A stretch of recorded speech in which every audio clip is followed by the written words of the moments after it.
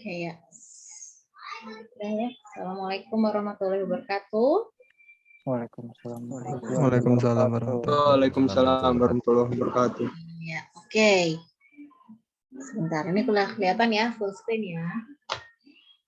Iya, jadi untuk pertemuan kita kali ini ya, yang saya anggap ini adalah pertemuan ke-8.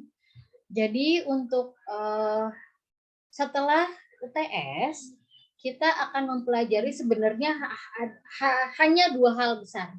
Hanya dua hal besar ya. Jadi dua hal besarnya tentang apa? Yaitu tentang bagaimana cara kalian bisa melakukan forecasting. Dan yang kedua adalah bagaimana caranya kalian bisa melakukan clustering. Ya. Nah, sebenarnya forecasting dan clustering itu luas sekali, sangat luas gitu ya. Sampai saya tuh bukan bingung ya, kayaknya yang bagusnya bagian mana ya yang harus saya berikan sama kalian ya, saking luasnya. Karena kalau misalnya saya bilang forecasting, oh berarti nanti abis itu kita akan bicara tuh forecast itu ada banyak metode, banyak teknik dan seterusnya gitu. Mau yang mana yang akan saya berikan? Nah, terus udah gitu, satu lagi kita bicara tentang clustering. Kalau kita bicara clustering dalam sekali, akhirnya nanti kita tuh kayak kita akan nyentuh ke bagian machine learning, saking luasnya tentang clustering gitu. Jadi clustering itu bagian dari machine learning. Kalau saya dalam banget, kita belajar machine learning, padahal kita nggak nyampe situ sebenarnya. Tapi ya at least dengan clustering, kalian belajar tentang clustering, nanti kalian tahu bagaimana cara kalian melakukan pengelompokan ya. Tapi akhirnya saya dan tim dan Pak Bayu ya udah kita meramunya, kita kenalkan lewat statistik ini bagaimana caranya kalian bisa melakukan forecasting dan bagaimana caranya kalian melakukan clustering gitu ya. Nah, jadi untuk pertemuan ini ya, jadi nanti akan ada dua kayak studi kasus yang bisa kalian kerjakan bersama teman-teman terkait forecasting, dan studi kasus juga yang bisa dikerjakan dengan teman-teman kalian untuk clustering. Nah, forecasting dan clustering ini adalah dua hal yang berbeda, sehingga saya bisa memberikannya ya satu persatu dulu gitu ya. Kita akan bahas tentang forecasting. Nah, coba saya pengen tahu dulu dong, forecasting itu apa sih? Ramalan, Bu. Peramalan, oke. Apa yang kalian tahu tentang peramalan? Masa depan. Masa depan. Masa depan. Oke, apa lagi? Cuaca, Bu. Peluang. Cuaca. Ya, Peluang. oke. Apa lagi? Peluang. Ya, bagus. Apa lagi? Tren, Bu, tren. Memprediksi, Bu. Apa lagi? Memprediksi. Prediksi, oke, good ya. Nah, kenapa kalian tahu? Karena kemarin mungkin udah ada yang lihat Evita ya, terus udah gitu kalian cari-cari ya, itu kalian tahu. Nah, enaknya kayak gitu. Jadi kalau saya ngasih materi dulu dan kita akan ada pertemuan kayak gini, sehingga pertemuan ini kita buatlah ini sebagai bentuk konfirmasi gitu ya. Nah, oke. Forecasting itu ya tadi ya seperti yang kalian bilang. Ini dia tadi. Sebenarnya saat saya bicara tentang forecasting atau kalian tentang forecasting, mungkin satu atau dua kata yang sudah kalian tahu itu udah di dalam benak kalian. Cuman kita akan belajar bagaimana cara kita melakukan kutip prediksi ke masa depan gitu ya. Nah, forecasting itu apa? Banyak banget istilah.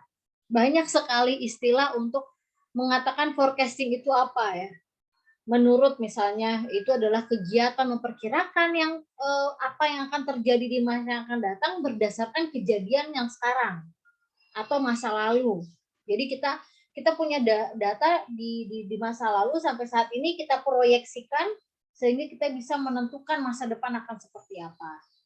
Ada juga yang bilang bahwa ini tuh prediktif gitu ya, informasi yang sifatnya prediktif, artinya dari data yang sekarang kita bisa tahu, masa depan pasti akan seperti inilah gitu. Nah, ada juga yang menurut William Stephenson dalam bukunya Operation Management bahwa forecasting adalah dasar untuk menentukan arah keputusan perusahaan di masa yang akan datang.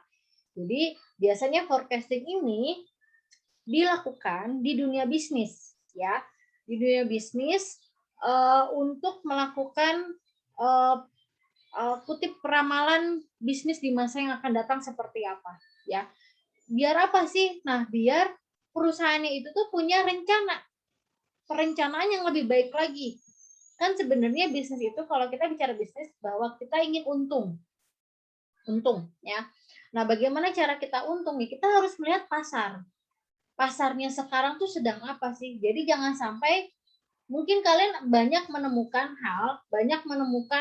kejadian di mana tuh kayak latah. Ya, pasar-pasar tuh kayak latah. Misalnya masa-masa di mana ada tuh yang jualan kopi-kopi semuanya. Jualan boba-boba semuanya. Jualan teh-teh semuanya. Jualan apa lagi? Jualan naik sepeda semuanya. Jadi semua penjualan tentang sepeda jadi naik. Terus kalau di dunia tanaman, apa tuh yang kemarin aglonema naik semua, janda bolong sampai jutaan juga dibeli sama orang.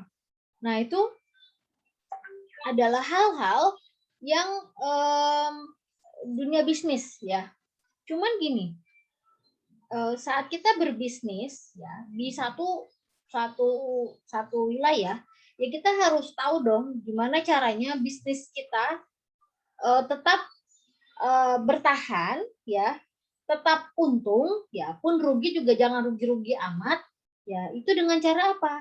Ya dengan cara kita melihat pasar kita seperti apa, gitu ya. Saya pengen tahu dong, menurut kalian nih, suatu bisnis yang akan bertahan kalau dia seperti apa?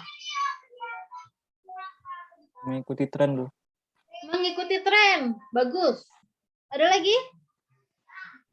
Selalu ini Bu, punya inovasi Bu. Punya inovasi, mengikuti tren, apalagi? Adaptif, Bu. Adaptifnya yang contohnya kayak gimana, Im? Jadi kalau ada sesuatu yang baru, dia langsung sigap untuk menyesuaikan dengan kondisi itu. Baik, bagus sekali. Oke, ada lagi? Yang lain? Oke, ya, begitu.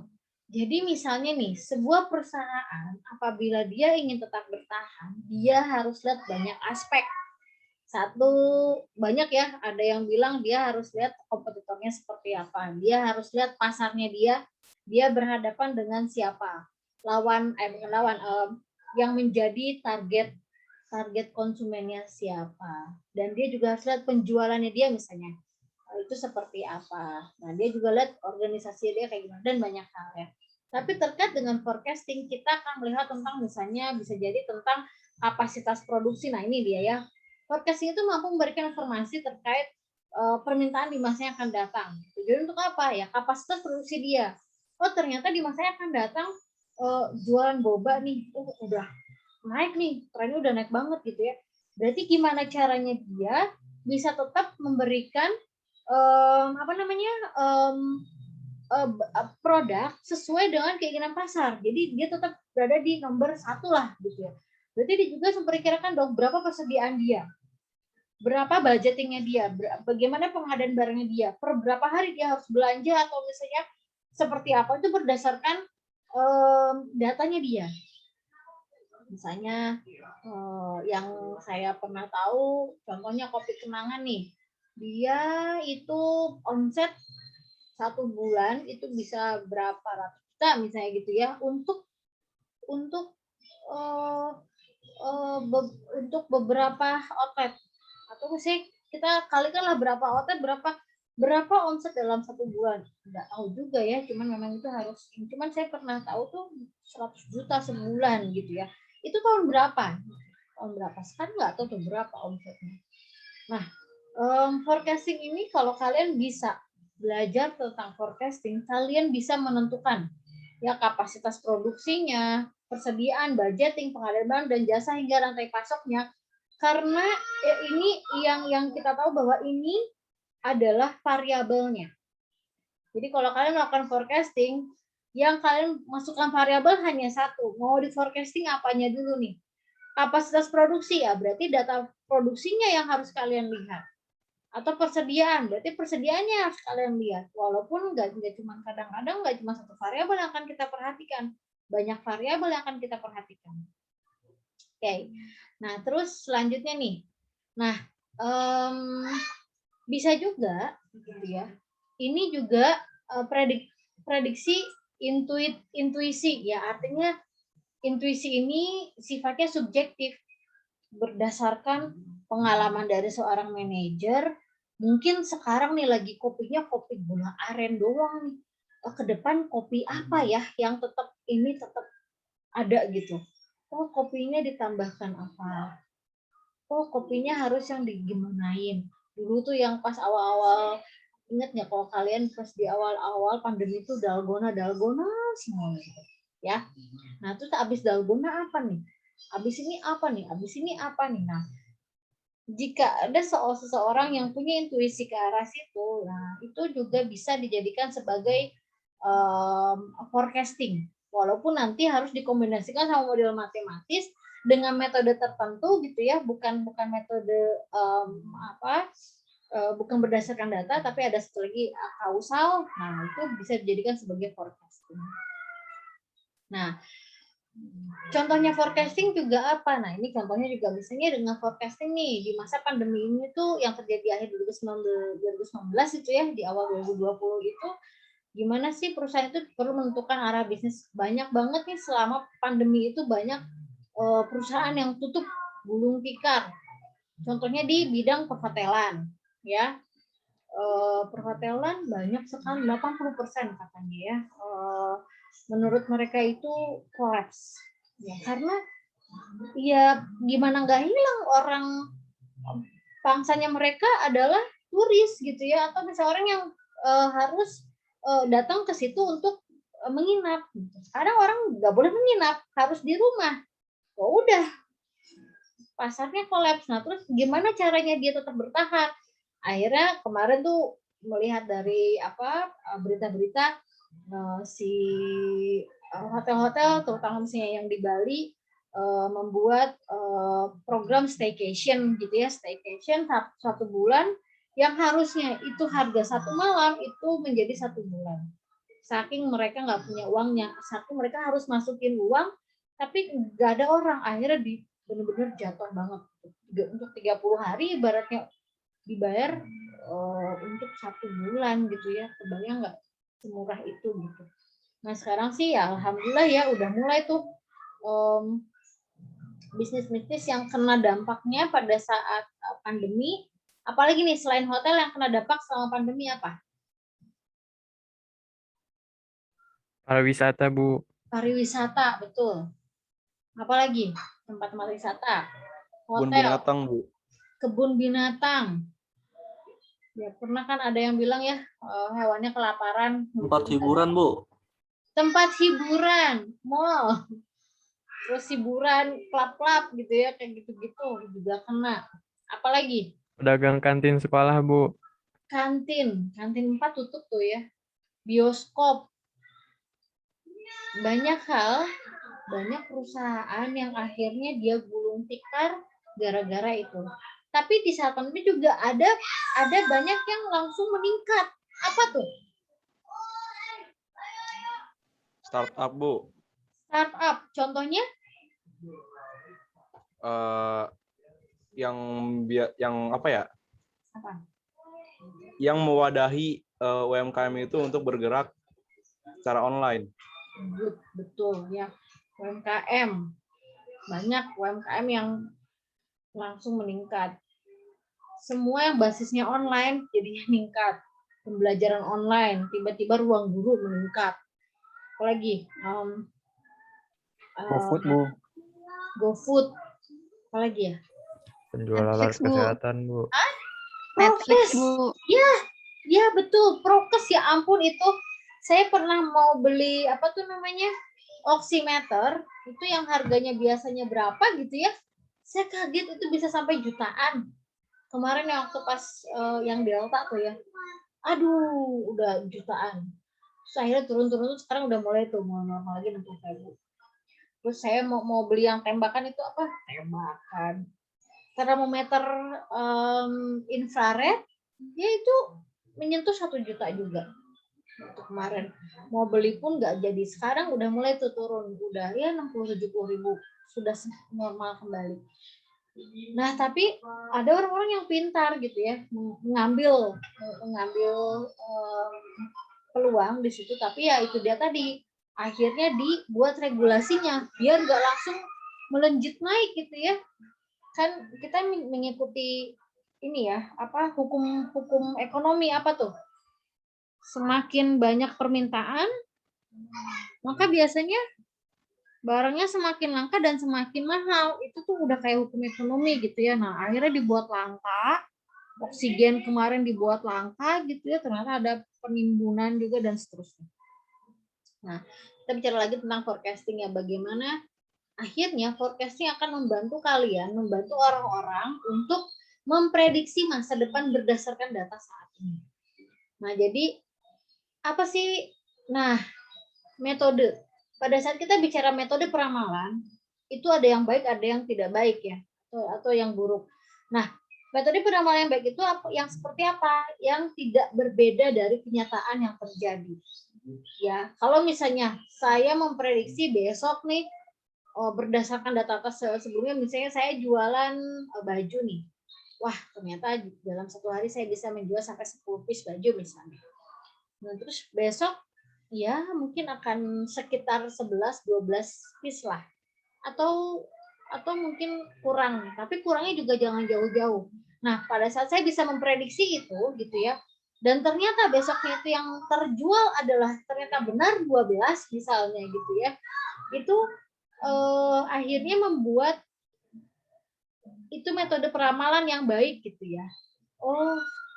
Jadi metode peramalan yang baik itu pada saat kita melakukan prediksi, hasil prediksi kita tuh nggak jauh dari kenyataannya, sehingga kita akan bilang bahwa metode nilai error yang terjadi itu sangat kecil. Ya, kalian juga tahu lah kalau misalnya error itu kan terjadi kalau misalnya ada kesalahan, ya kesalahan prediksi di awal. Nah, jika nilai kesalahannya itu kita bisa tekan sampai mendekati nilai 0, ya maka metodenya sangat baik. Cuman masalahnya sebenarnya tidak pernah susah ya. Susah kita membuat metode peramalan yang baik itu mendekati nilai 0. Pada kenyataannya memang agak susah. Tapi kita bisa kayak nyerepet-nyerepet gitu ya, nyerepet-nyerepet. Kita bisa ya mendekati lah. Jadi makanya ada istilah metode pemulusan. Nah, metode pemulusan. Nanti kita akan bahas juga. Nah, jadi ada tujuan sama fungsinya. Tujuannya yaitu dia tadi ya. Jadi kita akan tahu ya, maka perusahaannya jika bisa melakukan forecasting, dia bisa menentukan kebijakan di masa yang akan datang berdasarkan data hari ini. Jadi pada saat kita melakukan forecasting, kita itu nggak tiba-tiba bilang, wah saya pokoknya besok akan terjual sekian, tanpa punya data. Itu bukan forecasting namanya. Itu namanya kayak dukun. Ya, orang dukun itu pokoknya sekian, nggak bisa gitu. Forecasting itu terjadi, dia bisa mengatakan besok akan sekian karena berdasarkan data yang dia punya. Ya, data itu adalah hal fakta yang dia punya saat ini dan dia proyeksikan ke masa yang akan datang. Nah, bisa juga dengan adanya forecasting itu juga bisa mempengaruhi kebijakan perusahaan ke depannya. Nah, terus ya ininya ya, jadi memberikan solusi strategis juga. Ya gimana sih, ada masalah nih saat ini. Jadi bukan tentang keuntungan aja ya. Kadang dengan forecasting pun kita bisa menyelesaikan masalah. Ya, kadang kita juga bisa menjaga stabilitas, ini yang paling penting ya, menjaga stabilitas keuangan perusahaan berdasarkan forecasting. Nah, jadi dengan adanya forecasting maka penting banget saat kita mempelajari hal ini. Nah, ini juga tujuan forecasting menurut Heiser dan Render ya. Tujuannya adalah misalnya satu, mengkaji kebijakan perusahaan yang berlaku saat ini. Jadi bisa jadi ada kebijakan yang tidak berlaku nanti di masa yang akan datang. Kayak contohnya misalnya kita penjualannya itu nggak cuma offline ya, kita alihkan ke online. Sebelumnya nggak ada kebijakan di online, tapi karena berdasarkan kejadian yang sedang terjadi gitu, yang saat ini terjadi dan beberapa waktu sebelumnya terjadi, maka kita bisa membuat kebijakan di masa yang akan datang. Terus udah gitu kita juga bisa memperkirakan gitu ya adanya time lag atau delay ya kebijakan ditetapkan sampai nanti pada saat implementasi. Jadi misalnya kalau perusahaan kecil mah langsung bisa diimplementasikan karena kecil. Tapi kalau perusahaan besar nggak mungkin kayak langsung mengubah peraturan terus langsung berubah, nggak bisa. Ya contohnya kayak ini aja lah, kayak kita mau mengadakan kurikulum D4. Nggak bisa tiba-tiba sekarang dari diksinya minta ya udah besok IMF bikin D4 besok langsung jadi, nggak bisa. Ada time lag-nya, ada delay-nya.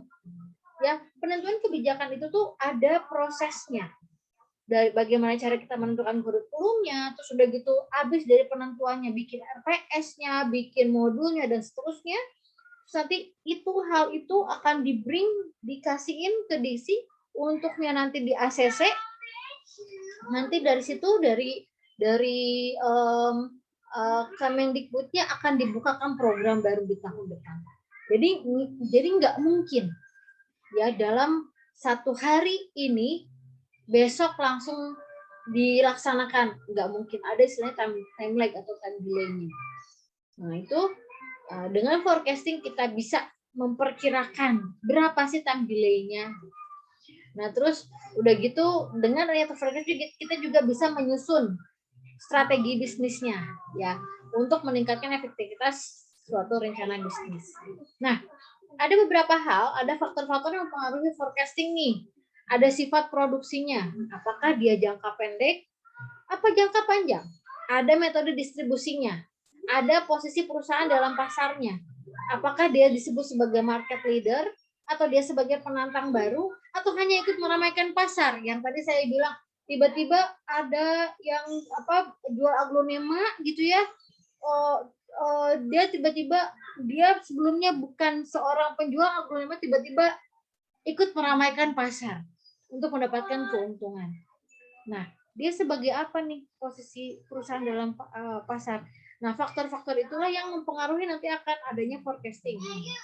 Tingkat persaingannya, kekuatannya apa, kelemahannya apa, peluangnya apa, tantangannya apa, ya yang harus dihadapi perusahaan dengan pesaingnya. Ya biasanya sih ya, market leader yang paling leader pun belum tentu mereka akan terus bertahan. Contohnya Nokia. Ya, tahu kan kalian Nokia ya. Waktu saya kecil, waktu saya SMP itu Nokia monokrom itu sangat-sangat fancy banget ya. Harganya bisa berapa? Saya lupa itu gimana ya. Pokoknya orang bawa Nokia itu udah sangat-sangat orang kaya banget gitu ya. Kalau sekarang mah mana? Nokia mana? Nggak ada.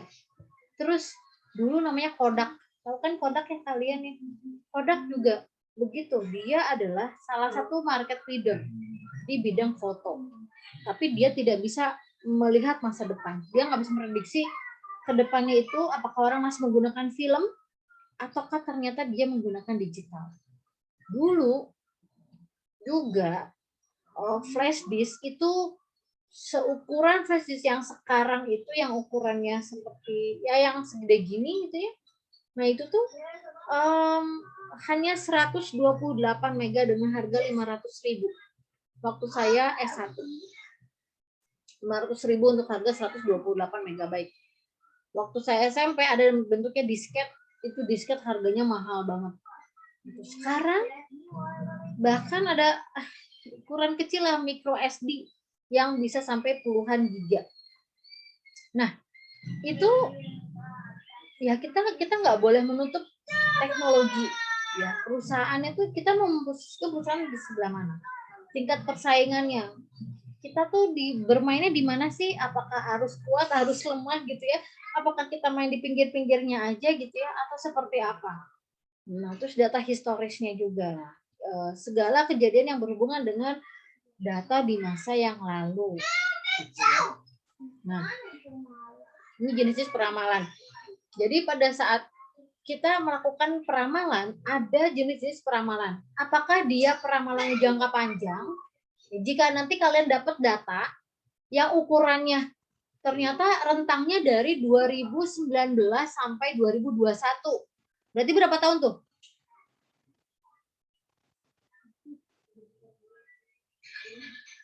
...2019 sampai 2021 berapa tahun?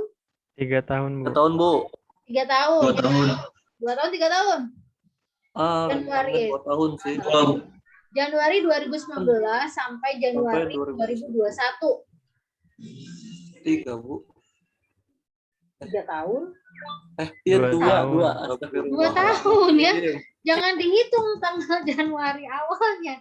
Dihitungnya kan 1 tahun itu kan setelah tahun depan ya, 2 tahun. Iya, Bu. Jika mencapai 2 tahun, artinya kita bisa sebut itu peramalannya jangka panjang. Apalagi lebih dari 2 tahun, panjang sekali gitu ya.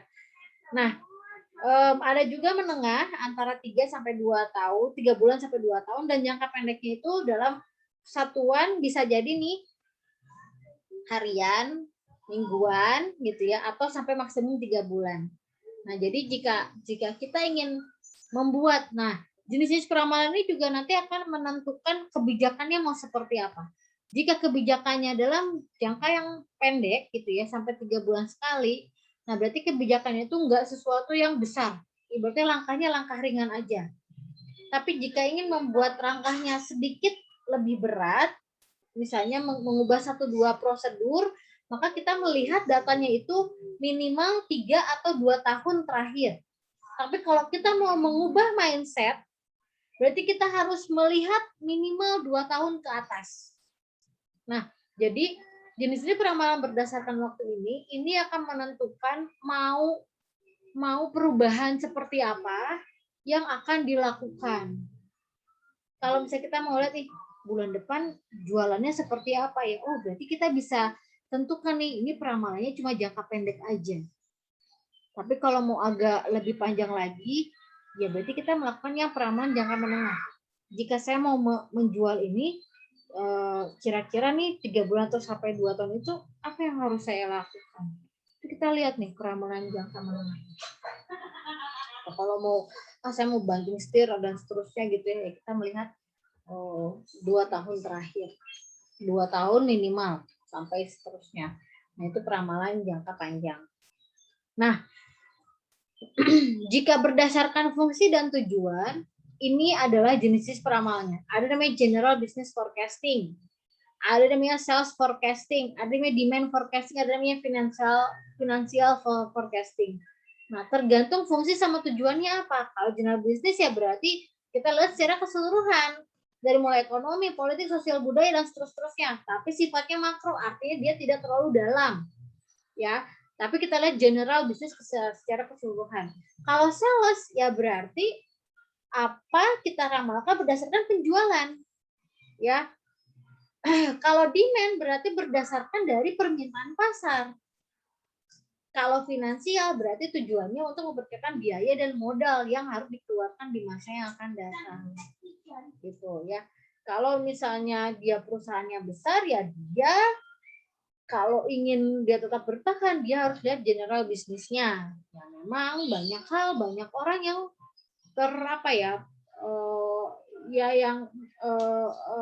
terlibat di dalamnya, dan bukan orang doang, berbagai aspek kehidupan kayak misalnya jika saya ingin membangun Jokowi lah misalnya, saya bilang Jokowi bikin tol, itu tuh nggak cuma dia bikin tol tuh di mana tuh tanpa forecasting, nggak mungkin. Dia pasti punya tim ya yang memperkirakan dari sisi ekonomi, sisi politik, sosial, budaya, dan seterusnya. Nggak mungkin kayak tiba-tiba saya pengen kayak gini udah selesai, nggak mungkin kayak gitu. Pasti ada general business forecasting, pasti ada penilaiannya. Kalau kita bicara tentang forecasting, ya. Nah, proyek-proyek besar harus memperhatikan hal itu. Bentar.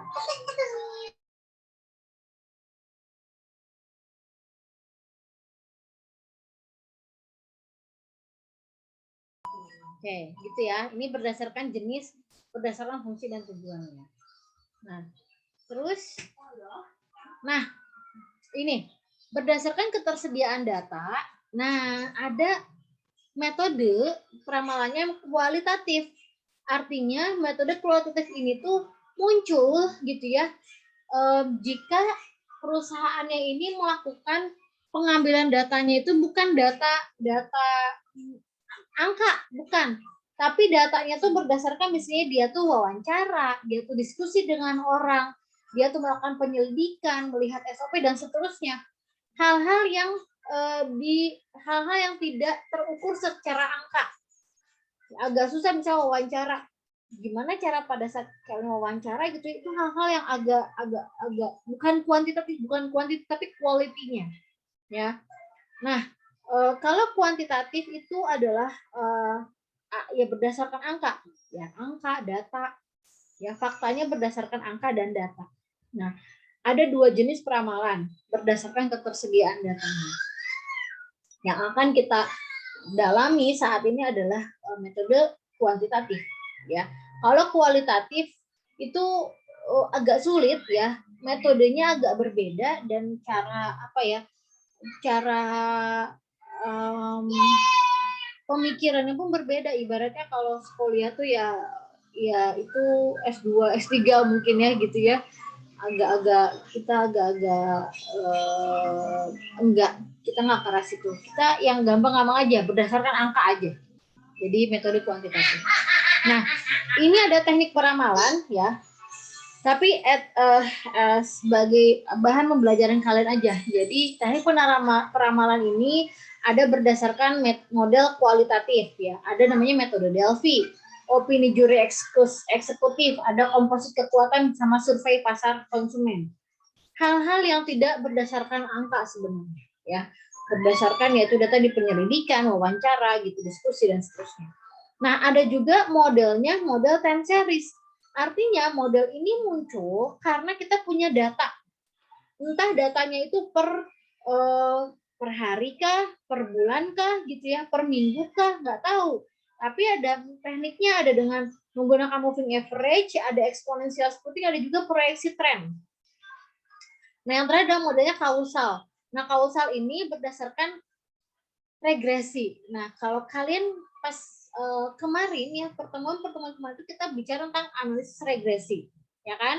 Regresi ini yang pernah saya singgung juga bahwa ini bisa dijadikan sebagai metode peramalan. Kenapa? Karena kita punya fungsi matematis, ya fungsi matematisnya sama yang Y sama dengan AX plus B itu kita punya garis proyeksi. Jika mau ditarik ke atas pun gitu itu akan sama seperti itu.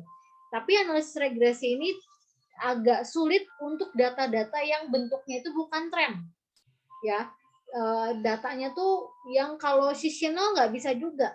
Karena apa? Karena regresi itu bentuknya ya lurus gitu ya, fungsi matematisnya lurus ya. Itu kalau kita menggunakan fungsi matematisnya yang kurva atau misalnya yang lebih fleksibel gitu ya.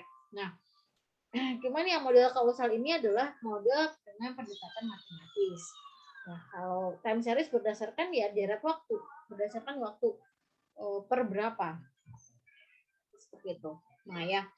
Kita bicara tentang kualitatif ini sebagai pengetahuan aja ya. Jadi, kualitatif ini melihat faktor subjektif. Dia juga dia dipakai jika data kuantitatifnya tuh sulit diperoleh. Contohnya apa ya? Contohnya ada hal-hal yang nggak keluar di angka, tapi ternyata muncul begitu dengan adanya wawancara. Aduh, apa contohnya?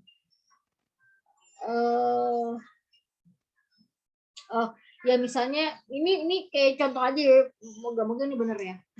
Jadi misalnya saya ingin melihat kepuasan pasar gitu ya. Saya nggak bisa cuman tahu bahwa dengan penjualan yang sangat tinggi secara kuantitatif itu apakah mereka benar-benar setia atau enggak. Nggak tahu. Yang jelas saya tahu secara angka mereka itu barangnya terjual. Tapi secara kualitatif saya nggak tahu apakah mereka tuh konsumen yang loyal atau bukan. Nah, dengan adanya misalnya saya wawancara, hai, saya pengen tahu dong gimana produk misalnya air mineral A. Apakah kamu tahu? Tahu. Apakah kamu suka? Suka. Apakah kamu setia? Nah, itu pertanyaan kayak gitu yang tidak didapatkan dengan menggunakan kuantitatif. Harus dengan wawancara baru kita dapat. Oh, saya beli produk ini, si merek A ini beli karena yang ada di situ aja. Saya beli, saya haus, saya beli, ya udah. Berarti dia bukan salah satu konsumen yang loyal. Kalau konsumen yang loyal itu misalnya mau dimanapun saya mau beli produk A, ya udah produk A aja. Kayak misalnya kalau saya mau beli pasta gigi misalnya. Pasta gigi tuh pasta giginya Ciptaden aja terus. Mau gimana pun Ciptaden terus. Enggak, kalau saya pengennya yang Pepsodent terus. Nah, jika orang mau beli kemanapun dengan merek itu berarti yaitu orangnya loyal. Nah, model kualitatif akan bisa kalian tahu kalau kita melakukan ya tadi ya melakukan diskusi atau melakukan wawancara ya. Nah, masalahnya, nah ini digunakan apabila dia tidak memiliki data di masa lalu. Jadi saat ini aja, gitu ya. Atau misalnya entah karena data itu nggak layak atau memang nggak sesuai yang ingin diramalkan. Jadi akhirnya melakukan wawancara, gitu. Nah, ini biasanya digunakan oleh para startup, ya ingin mengalami perubahan atau transisi dalam bisnisnya. So mereka akan melakukan metode ini. Metode forecasting ini untuk melakukan perubahan. Jadi dan metodenya pun ya modelnya berdasarkan wawancara itu gitu ya. Nah, ini yang agak kalau kita bicara kualitatif agak sulit. Kenapa sulit? Karena kalau angka tuh gampang, 1 tuh segini, 2 tuh segini. Tapi kalau kualitatif tuh antara 1 dan 2 tuh bisa ada koma-komanya gitu ya. Iya agak-agak bias gitu. Nah, kita dengan ada model itu setidaknya dari yang biasa itu kita tuh bisa membuat gitu. Ada modelnya ada gitu. Nah, ini contohnya aja ya.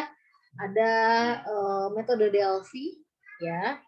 Jadi dia ada seorang fasilitator, dia melakukan survei, ya, dia melakukan kuesioner. Ya, nah itu ini metode ini juga efektif untuk peramalan yang dalam jangka waktu yang pendek maupun panjang. Terus dia juga ingin menghindari bias atau gawon efek gitu ya. Yang tadi saya bilang antara 1 dan 2 itu kita bicara kualitatif pasti ada koma-komanya.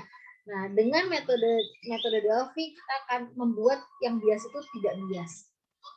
Ya. Nah, ada namanya riset pasar. Kalau riset pasar ini yang tadi saya ceritakan, saya ingin membeli tuh pokoknya mereknya Ciptaden aja, atau sikat giginya modelnya maunya Oral-B aja misalnya, atau apa. Kita bisa tahu tingkat kesetiaan loyalitas seseorang itu kalau kita melakukan kuesioner, survei pasar, riset pasar, ya. Misalnya saya senangnya kopi kenangan, itu saya. Kenapa saya bilang saya suka kopi kenangan dibandingkan yang lain?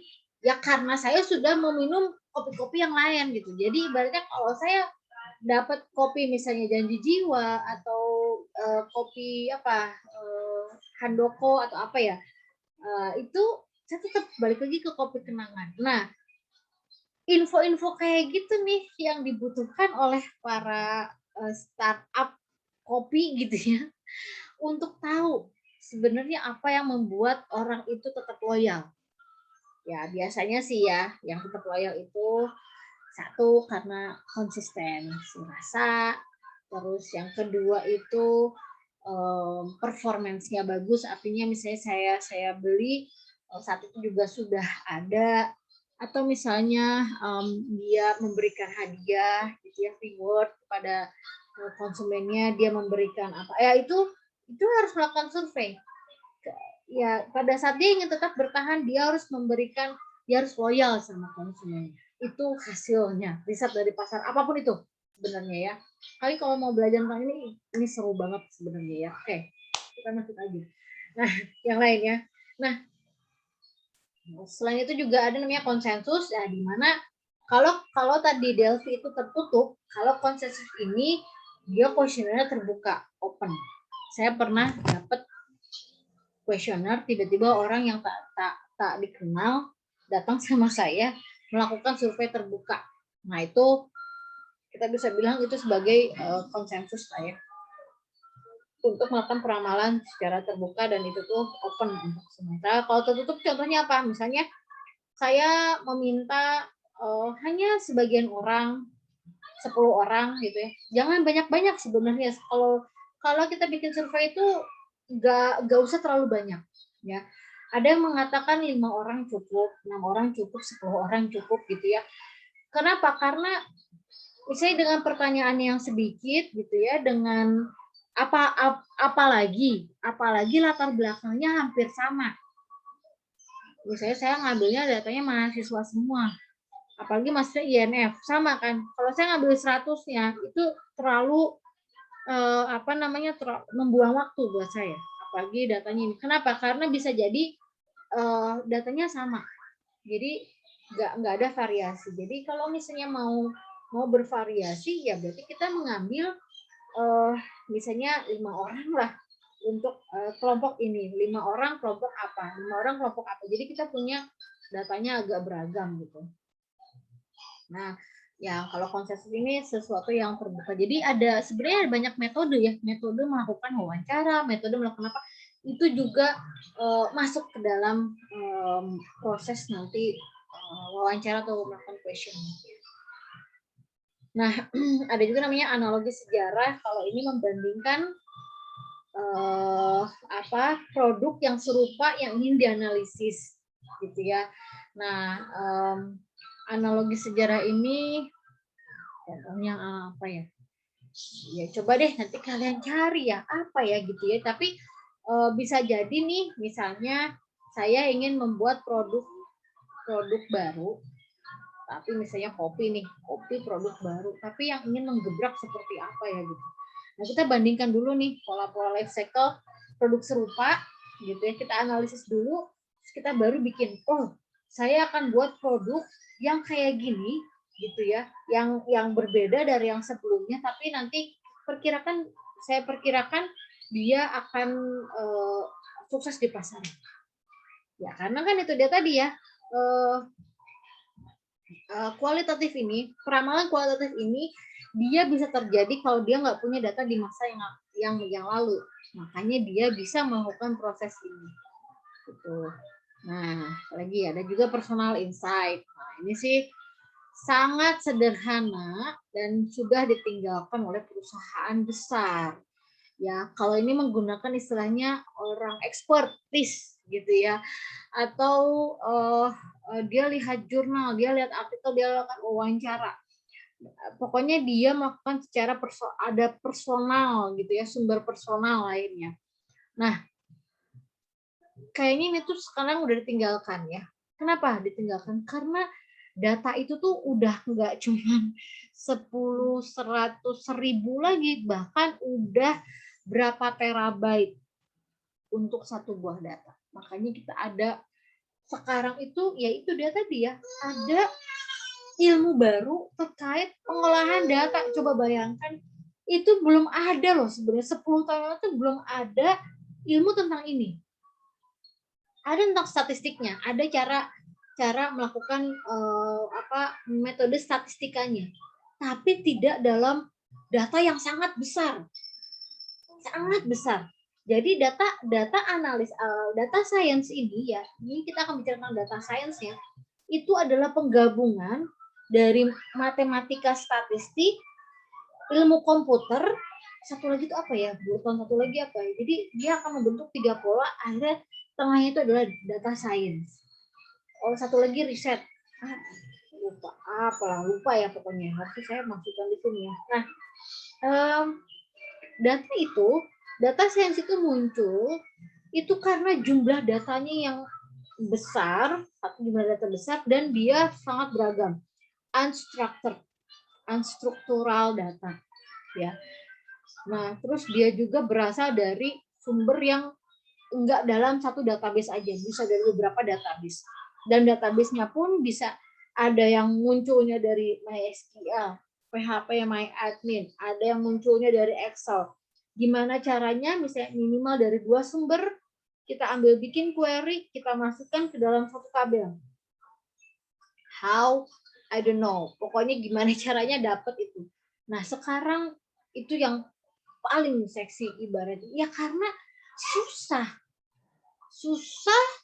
Susah gampang.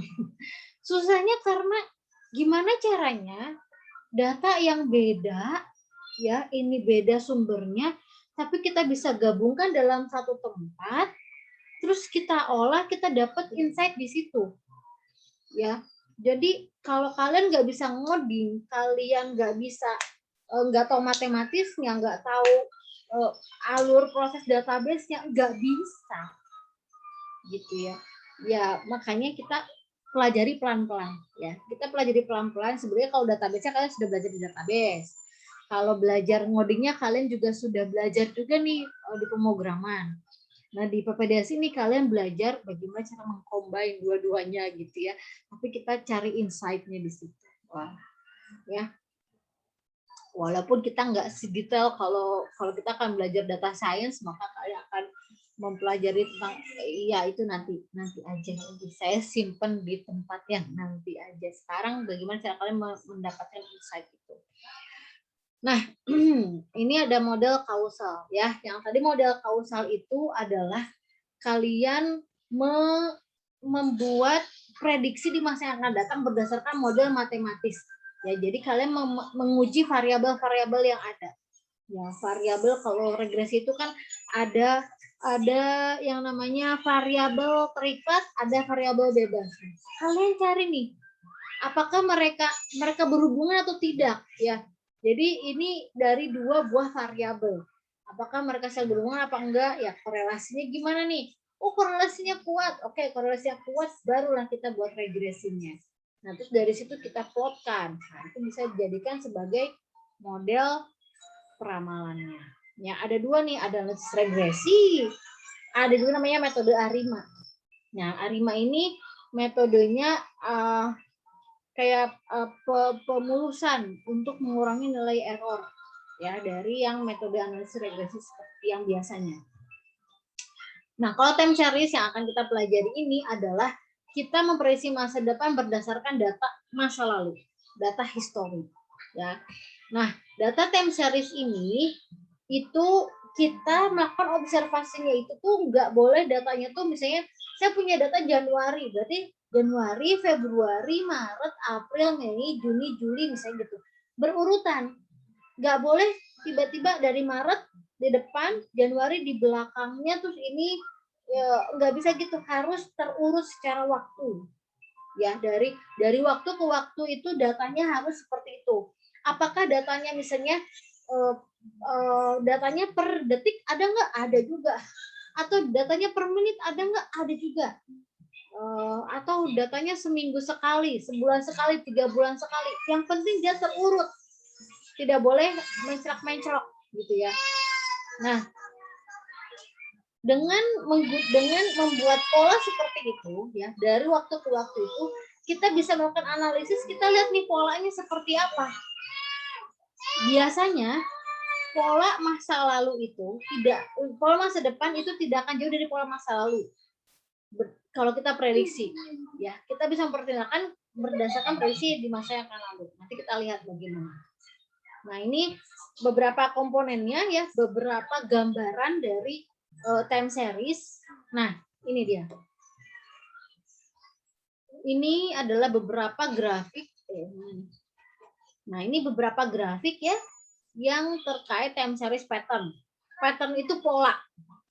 Jadi kalau kalian sudah sering melihat data polanya, kalau gini nih, cenderung lurus walaupun dia bolak-balik nih, tapi itu nggak jauh dari nilai antara ini sampai sini gitu ya.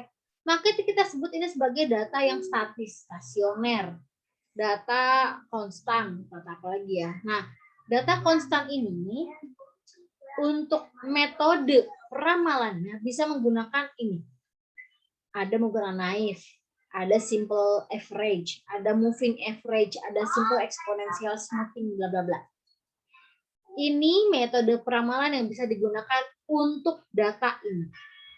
Jadi pada saat kalian membuat, saya menggunakan peramalan moving average, enggak tiba-tiba kalian bikin moving average lihat data, enggak. Justru harus lihat data dulu, baru tentukan metode apa yang paling cocok, gitu ya. Jadi kayak kalian RPL nih mau bikin aplikasi, tapi saya pokoknya mau menggunakan metode Scrum. Pokoknya Scrum aja, nggak mau tahu Scrum. Padahal ternyata secara organisasi nggak mungkin itu di Scrum kan gitu. Karena beberapa hal. Nah, nggak bisa juga kayak gitu. Jadi kita menentukan metode berdasarkan lihat dulu data yang kita punya seperti apa. Ya, ternyata datanya cenderung konstan ya. Oke deh, pilih aja salah satunya. Atau keempatnya kita uji mana yang paling dekat. Nah, bisa. Nah, dengan menggunakan metode peramalan ini ya, saya punya naif nih. Nilainya sekian, nilai errornya sekian, simple average nilai errornya sekian, moving average nilai errornya sekian. Jadi kita bisa menentukan mana yang paling bagus. Yang paling bagus yang seperti apa? Yang nilai errornya mendekati yang terendah aja intinya ya. Nilai error itu sangat rendah lah. Ya, kita bisa ambil itu sebagai metode yang paling bagus karena gini, tidak ada metode yang paling bagus atau metode yang paling jelek, tidak. Tapi disesuaikan dengan pattern-nya yang ada. Ya. Nah, yang kedua nih yang tren. Kalau stasioner itu lurus, ya cenderungnya konstan. Kalau tren itu cenderung naik atau cenderung menurun. Ya, kalau data yang kalian punya cenderung menaik, ya, maka kita bisa menggunakan ini. Naif model, double moving average atau double exponential smoothing. Ntar dulu, saya ambil nafas dulu. Ini ya umur mah nggak bisa bohong ya. Ngomong aja agak lama dikit udah langsung kesan. Nah, terus selanjutnya ada juga yang bentuknya tuh cyclic. Ya, cyclic itu kayak ya ini dia ya, kayak ada kayak ada pola. Kadang dia turun, kadang dia naik ya. Pas dia puncak dia juga akan turun gitu. Contohnya apa nih? Penjualan kalau seasonal tuh apa yang tiba-tiba dia puncak nih sesuai dengan waktu, misalnya dia penjualan mau kena mendekati bulan Ramadan, puncaknya pas Lebaran. Itu mungkin kalau dibuat tiap tahun akan seperti itu gitu ya. Dia akan seperti ini gitu. Nah, sekarang tuh gimana caranya yang kayak gini, pengennya kayak gini, dia kayak gini seasonal tapi semakin lari semakin meningkat. Nah, inilah model ini yang paling cocok. Model peramalan ini naik model sama Winters model yang paling cocok digunakan untuk data yang seperti ini. Jadi jangan gunakan Winters model untuk data yang seperti ini atau seperti ini. Yang ada apa? Nilai errornya gede banget karena tidak sesuai dengan data yang kalian punya. Gitu. Nggak percaya, lakukannya sendiri ya. Biar tahu, iya ternyata gede banget ya. Karena memasukkan model yang tidak cocok dengan data yang ada. Nah, ini kira-kira ininya aja ya, kayak pengertiannya aja ya. Jadi rata-rata stabil, cenderung terjadi pada periode yang pendek. Jadi belum tentu stasioner itu tuh di data yang agak panjang. Panjang mungkin bisa kita proyeksikan lagi, nggak tahu yang seperti apa. Tapi ya ini untuk proyeksi yang pendek menengah. Yang tadi pendek menengah itu berapa?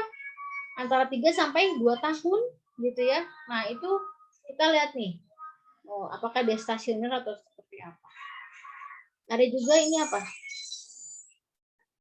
Tren ya. Kalau tren itu dia ada pertumbuhan, ada penurunan. Ya, ada datanya juga berdasarkan time series atau runtut waktu kalau bahasa Indonesia. Ya. Nah, pola ini dipengaruhi oleh apa? Banyak. Bisa faktor budaya, bisa faktor pendapatan, bisa juga perubahan populasi dan seterusnya. Tapi tren itu tidak berpola. Dia tuh tren berpolanya cuman dia kalau nggak naik ya nurun. Walaupun agak-agak rege-rege gitu ya. Tapi dia tuh ini rege-regenya agak menaik atau menurun atau konstan cenderungnya. Kalau konstan ya berarti itu bukan tren, tapi dia stasioner. Kalau siklikal, nah itu ada pola nih. Naik turunnya tuh ada pola per berapa itunya tuh. Nah, itu kita sebut sebagai siklikal. Ya, ada fluktuasi, ada siklus-siklusnya, ada seasonal, ada yang bilang seasonal, ada season-season tertentu. Misalnya saya menjual kue mungkin untuk kondisi-kondisi hari raya besar, Idul Fitri, Natal, hari raya Imlek dan seterusnya. Pasti penjualan kue akan naik. Itu siklikal. Ada juga musiman. Nah, musiman ini ya datanya akan muncul pada saat kita lihat apakah kuartal, bulanan, atau mingguan. Itu musiman. Nah, atau enggak beraturan. Nah, ini nih yang nggak beraturan, ini yang agak-agak sulit. Ya, dia dibilang tren bukan, dibilang stasioner bukan, semua juga nggak nyampe seasonal. Tidak ada pola yang ngepas. Kita sebut sebagai nggak beraturan. Ini yang sulit diprediksi. Gimana ini maksudnya ke ranah apa ya gitu. Ya. Nah, dengan nggak beraturan ini tuh kita tuh harus bisa menentukan kira-kira dengan data yang nggak beraturan itu saya harus menggunakan apa ya? Oh, nggak cuma satu metode, mungkin saya harus menguji beberapa metode, banyak metode, nggak apa-apa, ya nggak masalah juga. Yang penting dengan metode-metode itu kita lihat nilai errornya mana yang paling kecil nilai errornya. Oh, berarti itulah yang paling cocok untuk data yang tidak beraturan ini. Berarti metode peramalan itu nanti ke depannya kita menggunakan metode itu untuk memprediksi di masa yang akan datang. Jadi sebenarnya gitu. Jadi penggunaan metode itu melihat nilai errornya untuk nanti besok-besok dengan metode itu saya bisa meramalkan 3 bulan kemudian akan seperti apa ya. Nah, itu berdasarkan dari model yang kita pakai sekarang. Kan tujuannya itu. Tujuannya forecasting adalah itu, membuat melihat proyeksi masa depan berdasarkan data yang ada saat ini. Ini udah set. Dah. Alhamdulillah udah dulu ya kita bicara tentang forecasting ya, sangat banyak. Ini next time ya saya akan bicara tentang nilai errornya. Karena nggak bisa dimasukkan ke sini, waktunya juga tidak cukup. Saya membuat itu yang baik. Mungkin ada yang mau ditanyakan dulu sebelum kita akhiri, atau yang mau didiskusikan silakan.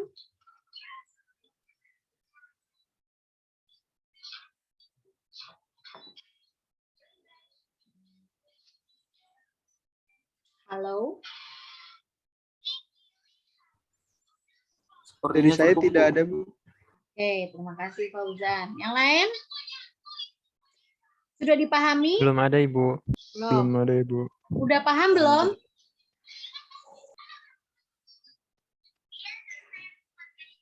Udah Insya paham? Allah, Sedikit paham, Bu. paham, Bu. Insya Allah. Paham, Bu. Insya Allah, Bu. Allah Ibu, Nanti bisa Oke, dicoba. ya. dipahami lagi nanti. Iya, ya karena ya itu tadi ya, forecasting itu agak luas. Nah, at least kalian saya perkenalkan dulu dengan si forecasting ini ya. Jadi dengan adanya si forecasting ini setidaknya besok-besok nih saya akan kita akan praktikumnya menggunakan ARIMA. Oh, kalian tahu ARIMA itu apa? Berdasarkan yang sekarang. Ya. Oh, saya mau menggunakan yang tren nih. Oh, iya, nanti tren itu akan menggunakan nanti kalau praktikumnya ini codingannya ini. Itu. Atau apa ya banyak hal ini berdasarkan yang apa sudah saya bahas hari ini, kita bahas hari ini ya. Oke, kalau tidak ada ya berarti kuliah kita hari ini saya cukupkan sekian ya. Terima kasih atas perhatian kalian. Ibu mau nanya dong, Bu. Siapa tuh? Mau nanya sih, Bu, sedikit aja. Gibran. Berarti Siapa? kalau misalkan kita mau ngelaksanain kayak gitu, Bu, ya, iya Bu, Gibran. Kalau misalkan kita mau research gitu, berarti lebih mudah pakai yang kuantitatif ya, Bu ya, daripada kualitatif. Betul. Ya. Baik, Bu. Yang akan kita Terima kasih, pelajari lebih banyak adalah bentuknya kuantitatif bukan kualitatif. Karena kalau kita bicara kualitatif berarti mungkin saya akan bikin praktikumnya, kalian bikin ini dulu deh, bikin survei pasar dulu misalnya, dan itu juga nggak bisa semua metode saya terapkan. Coba pakai riset pasar terus kalian bikin pertanyaan untuk bla bla bla bla, itu bukan ranah D3 ibaratnya gitu ya, agak sulit karena kualitatif bentuknya, fazi dan seterusnya itu akan kalian pelajari. Jadi kita bentuknya kuantitatif. yang udah ada angkanya, udah jelas gitu ya. Terus udah gitu kita menggunakan time series ya. Menggunakan time series mungkin nanti juga akan kita masuk juga ke kausal menggunakan Arima dan teman-temannya regresi untuk melakukan forecasting. Jadi untuk permulaan mempelajari forecasting itu berdasarkan dari time series, deret waktu, data deret waktu. Oke, gitu ya Gibran ya. Siap Ibu, terima kasih Bu. Ya, sama-sama. Ada lagi yang lain? Tidak. Oke, nggak ya, nggak ada. Oke. Terima kasih atas waktu yang sudah kalian berikan ya. Saya